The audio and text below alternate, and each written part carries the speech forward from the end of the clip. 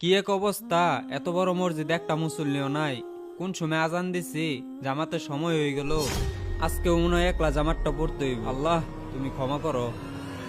এই দাঁড়ান দাঁড়ান ইমাম সাহেব, আপনি একলা জামাত পড়তেছেন, মসজিদে মুসল্লি কই? মুসল্লি কি এরে নাই এটা তো আর আমি জানি না।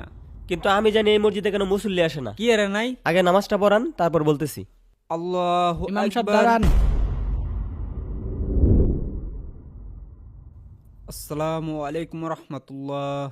আল্লাহু আকবার। আস্তাগফিরুল্লাহ, আস্তাগফিরুল্লাহ। আচ্ছা ইমাম সাহেব, আপনাদের এই মসজিদের সভাপতি কে? সভাপতি তো এই যে উনি। আপনি সভাপতি? হ্যাঁ আমি। আচ্ছা সভাপতি সাহেব, আপনাদের এই এত বড় মসজিদে জামাতের সময় একটা মুসল্লি নাই কি জন্য? এই মসজিদে এসি লাগাইলাম, ফ্যান লাগাইলাম, টাচ করলাম, এরপরেও কেলিকেদা মানুষ আসে না, এটা তো করফাই না। কিন্তু আমি জানি জামাতের সময় এই মসজিদে কেন মুসল্লি আসে না। কেন? তাহলে শুনেন, আমরা যখন ছোটবেলা মক্তবে যাই